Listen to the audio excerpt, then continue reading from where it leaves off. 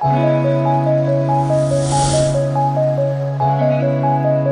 hello Marina, and welcome to one of our interview we are carrying in Mind Changers project.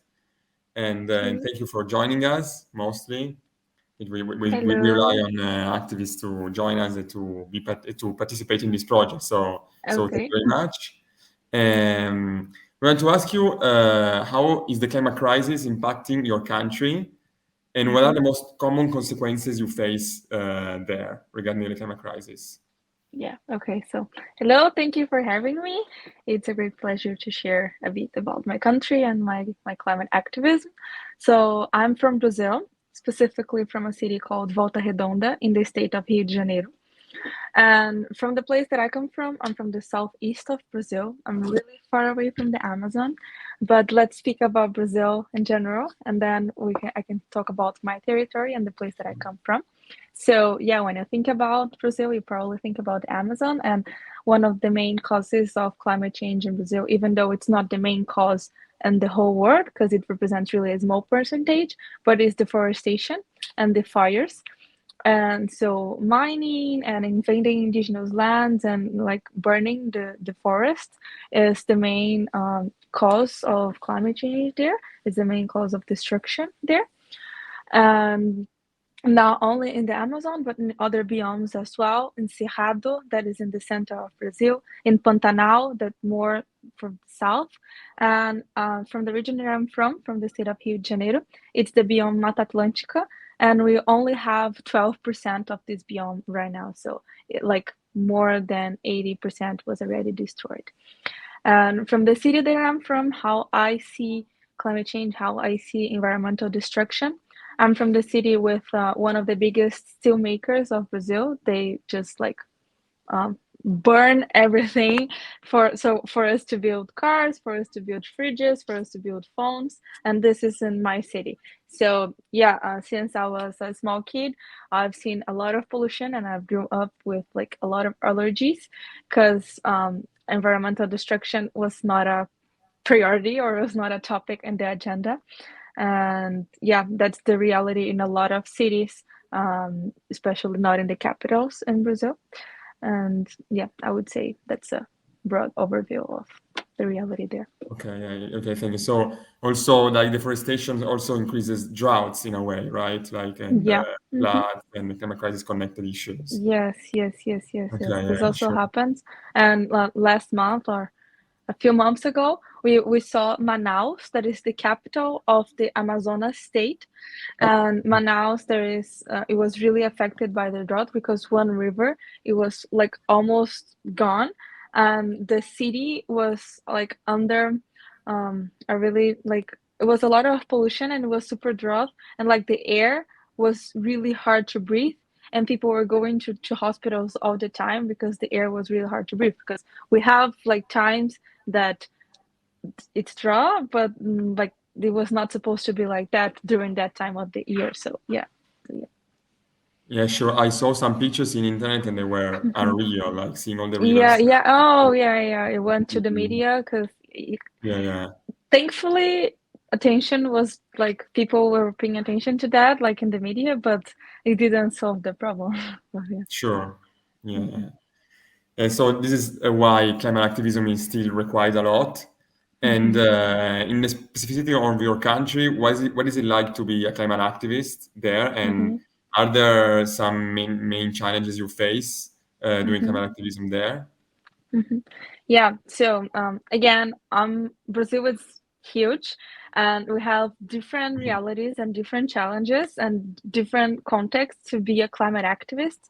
So speaking of Brazil in a broad way, and then coming to my reality, Brazil is a really dangerous country to be a climate activist, especially speaking about regions and the Amazon, regions that like are in the border with Colombia or are in the border with other countries in the Amazon that we share the Amazon with.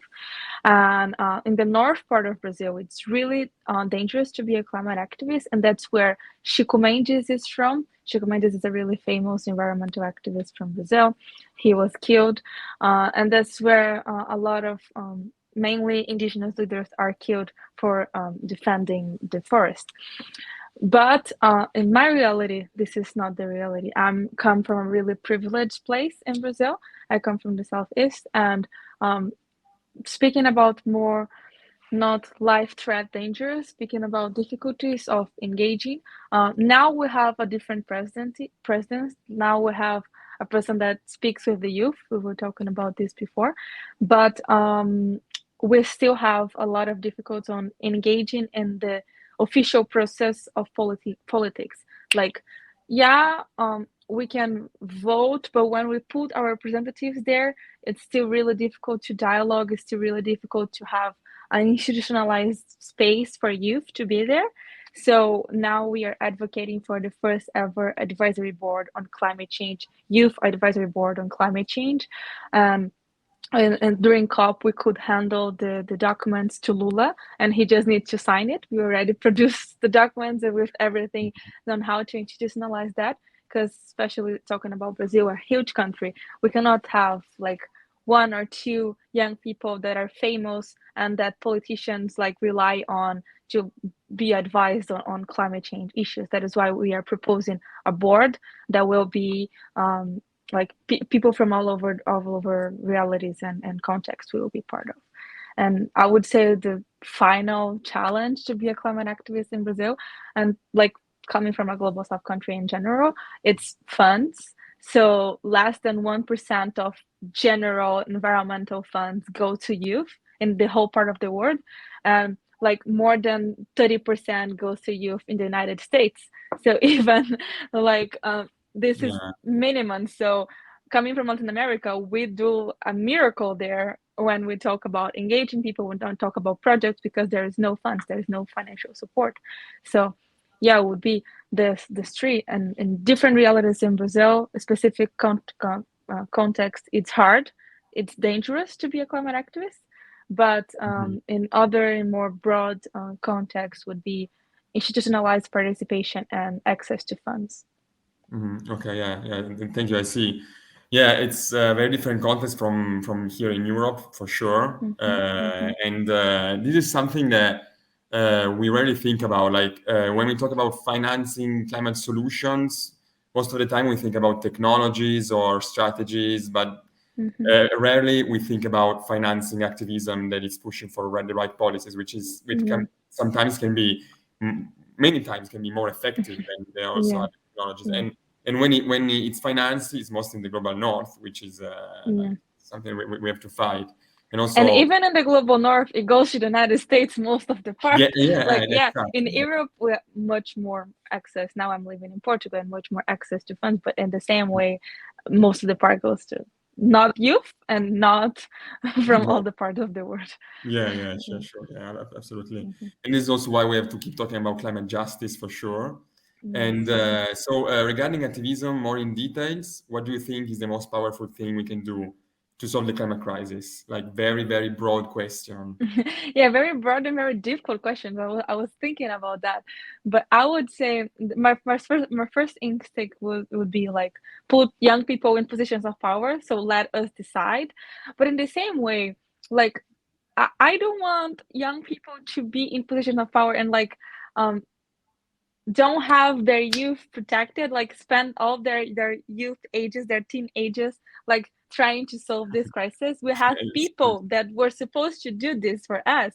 Yeah. So I would say just like the best thing one can do to for the climate crisis is just to be honest with the science and honest with what they are doing there, because what we saw now in this COP in Dubai was everything but honesty. Was like um, we felt so betrayed when the first GS tax, like the draft came out, because we were advocating for fossil fuel phase out. We were advocating for financing just transition in the global south. We were advocating for bold topics. We were advocating for lines, for language, and politicians just like ignored it.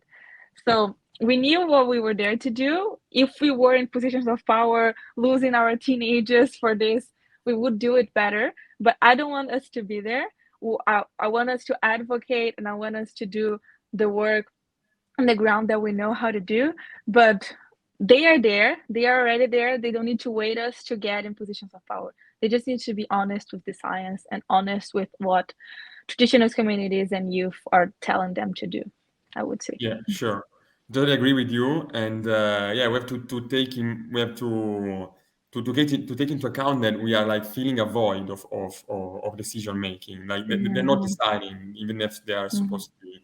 So of course, we need people like activists that put pressure that are there instead of them. But of course, we have to keep in mind that it's their job to do and to do it, and then we have to put Yeah, pressure on yeah, them to do it.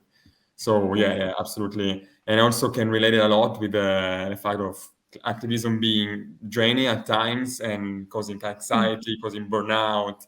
Also because activists are a lot, but they are not a lot as they should be, and there are not so Yeah. many as the We challenges need more are. people. We need Yeah, more people. absolutely, absolutely. Yeah.